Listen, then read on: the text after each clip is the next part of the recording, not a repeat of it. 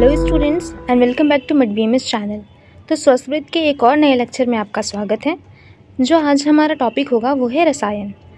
तो सबसे पहले हम देखते हैं कि रसायन हम किसे कहेंगे। जो रसायन है वो दो शब्दों से मिलकर बना है, जो कि है रस और आयन। रस से हम जो भी सप्तादी धातुएं हैं उनको लेते हैं और आयन का अर्थ होता है मार्ग।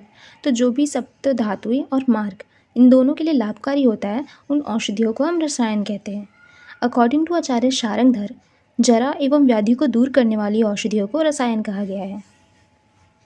नेक्स्ट हम देखते हैं रसायन की निरुक्ति, जो कि आचार्य डल्हन ने दी है, जिनके अकॉर्डिंग है भेषजाश्रितानाम रस वीर्य विपाक प्रभावाणाम आयु बल वीर्याणाम वय स्थैर्यकरणानाम अयनम लाभोपायो रसायनम। जिसका अर्थ होता है कि जो भी औषधि हम प्रयोग कर रहे हैं उसमें जो भी सामग्री या जो भी ऐसी विधियां हैं जिसके अकॉर्डिंग जो भी औषधि में रस, वीर्य, विपाक या प्रभाव ये सब जो भी प्रेजेंट है वो हमारे बॉडी में मार्ग बनाती हैं, यानी कि जो स्रोतस है उनको क्लीन करके हमारे शरीर में प्रवेश कर सके और हमारे जो आयु है, बल, वीर्य और वय इनको स्थैर्य करने का काम करती हैं। उन सभी को हम रसायन कहते हैं। नेक्स्ट हम देखते हैं डेफिनेशन ऑफ रसायन एंड बेनिफिट्स ऑफ रसायन। सबसे पहले हम देखते हैं डेफिनेशन को, जो कि है आचार्य चरक के अकॉर्डिंग, स्वस्थ ओजस्करम यत्तु तद वृश्यम तद रसायनम। यानी कि जो भी एक पर्सन को स्वस्थ बनाता है, उसके ओज में वृद्धि करता है और उसे बल और वीर्य से परिपूर्ण कर देता है, उसे रसायन कहते हैं।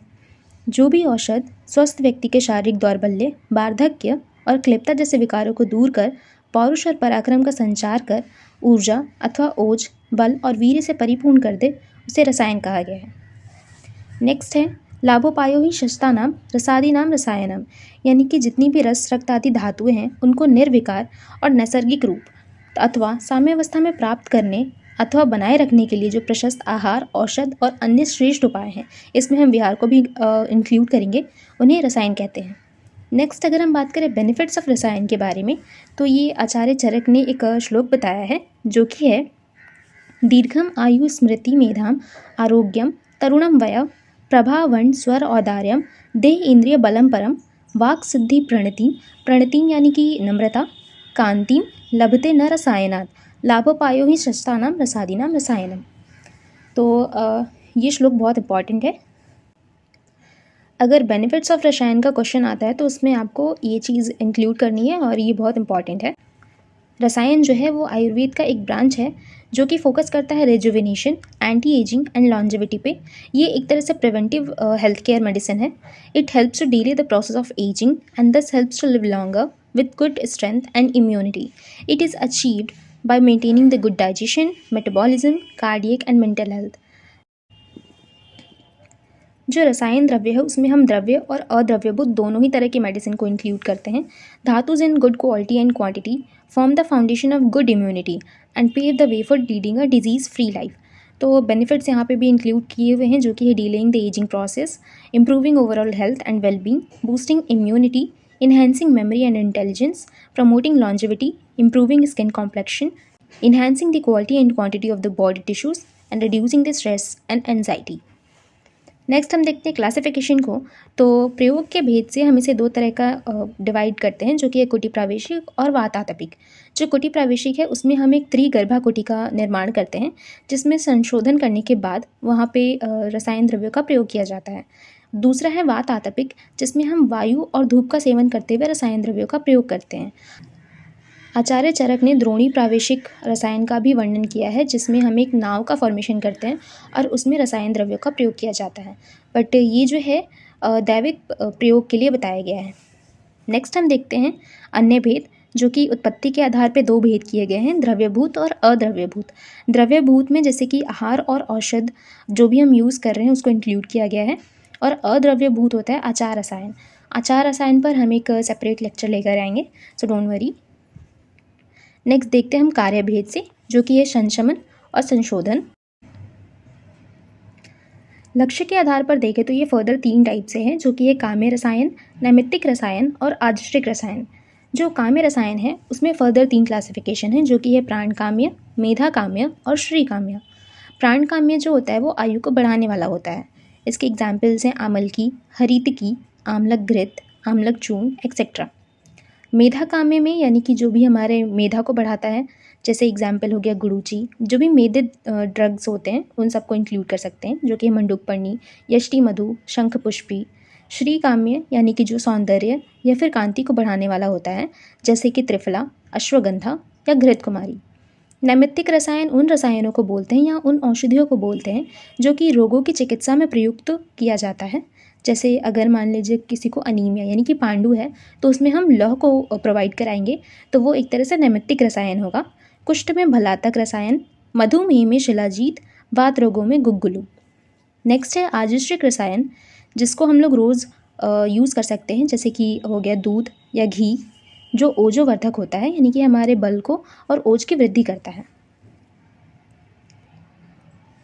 जो भी स्वस्थ व्यक्ति होते हैं उनको आजिश्रिक रसायन और काम्य रसायन इनका नित्य प्रतिदिन सेवन करना चाहिए।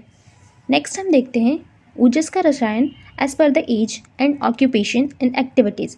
तो इसके लिए आचार्य शारंगधर ने एक श्लोक दिया है, जो कि है बाल्यम वृद्धि शवि मेधा त्वक दृष्टि शुक्र विक्रमो बुद्धि कर्म इंद्रियम चेतो जीवितम दशतो हृषेत।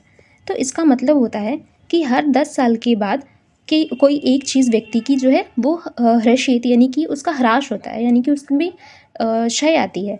तो अगर 1 से 10 ईयर के बीच में देखें तो जो एक पर्सन होता है उसका बाल्यपन यानी उसका बचपन ख़त्म हो जाता है।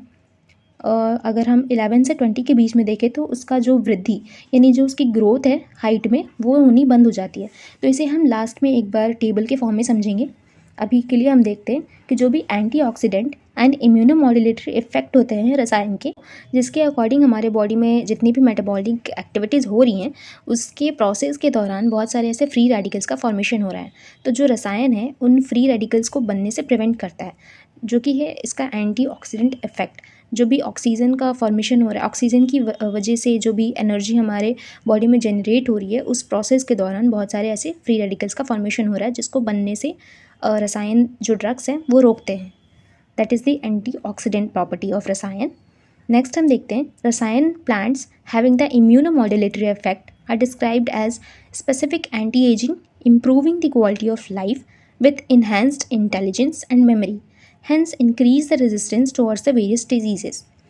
रसायन प्लांट्स जो होते हैं उनमें इम्यूनोमॉड्यूलेटरी एंड इम्यूनोस्टिमुलेटरी इफेक्ट होते हैं, जो कि बहुत सारे डिजीज़ से हमें लड़ने में हेल्पफुल होते हैं। नीड ऑफ रसायन। Lifestyle in the present scenario is very hectic. Every person is suffering from overexertion, which can be either physical, mental or both. जिसकी वजह से जो people हैं उनका जो न्यूट्रिशन है वो भी बहुत ज़्यादा पुअर हो चुका है। इस वजह से जो पर्सन है उनको आजकल के लाइफस्टाइल को सही रखने के लिए रसायन द्रव्यों का उपयोग करना चाहिए। All these factors as a result lead to depression, insomnia and recurrent illness. Proper rasayan according to each decade as mentioned by the Acharya Sharangdhar should be taken। इसको हम आगे पढ़ेंगे।